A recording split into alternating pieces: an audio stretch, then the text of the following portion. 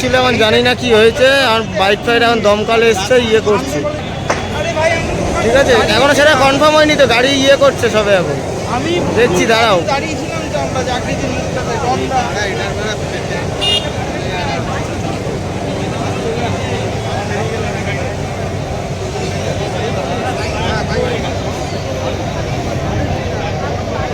একটা চাকরিতে মধ্যেই নিয়ে এসছে, একটা এখানে এসে বেরিয়েছে।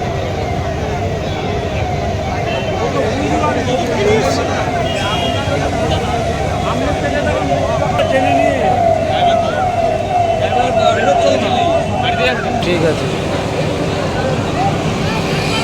এই সুদীপ দা,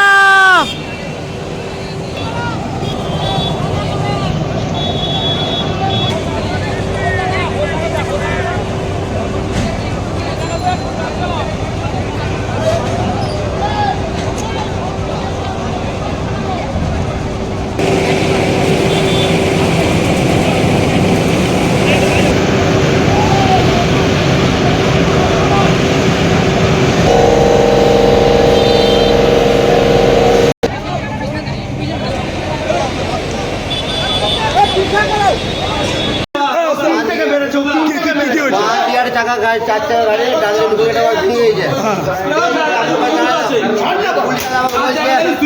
ফাইন করবো এই করবো তো আমি ওখানে পালিয়ে এলাম, যে ওখানে মারধর করতে লাগলো, আমার মারলো, পালিয়ে এলাম।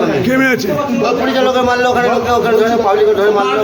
তোমার ফাইন নিয়েছে? না ফাইন টাইন লাগে না আমার এখানে, পয়সা তুমি কজনকে মেরেছো? আমি একবারে অ্যাক্সিডেন্ট হয়ে যাবো, গাড়িটা অ্যাক্সিডেন্ট হইলো বাঁ দিকে, যে আমি জানি বলে আমার পাবলিক মারলো। তোমার গাড়ি দেখে যে বাইক ঢুকে আছে জানতে না? না আমি দেখি নাই, দেখতে পাচ্ছি বাইকটা দেখতে এটা কি মাল আছে? খালি গাড়ি আছে আমার গাড়ি। কোথা থেকে আসছিল? আমি আসছি কোটক থেকে আসছি। তোমার বাড়ি কোথায়? আমার বাড়ি বর্ধমান জেলা। বর্ধমান জেলা। বর্ধমান জেলা। তুমি কজনকে মেরেছো? আমি আগে রকম পাই না, মারতে যাবো না। আমি মদ নেশা করে আছো? না আমি নেশা করি না, মদ খাই না, গাঁজা খাই না, কিছু খাই না। আমি খাই বিড়ি খাই। তোমার নাম কি? আমার নাম লালবাবু শেখ। কই বাড়ি কোথায়? আইমাপাড়া মহাজনগ্রাম, আইমাপাড়া বর্ধমান জেলা। বর্ধমান জেলা। তুমি জানতে না কি হয়েছে বলো তো, কিভাবে হলো? কোন জায়গাটা বুঝতে পারলাম না স্যার, কিভাবে হয়েছে? কিভাবে হয়েছে বললো না 4 চাকা গাড়ি আসে মারলো, যে আমি দাঁড় করতে গেলাম, আমার পুলিশ মারতে এলো, পাবলিক মারতে এলো, আমি ওই জন্য ভয়ে পালিয়ে আসলাম গাড়ি নিয়ে।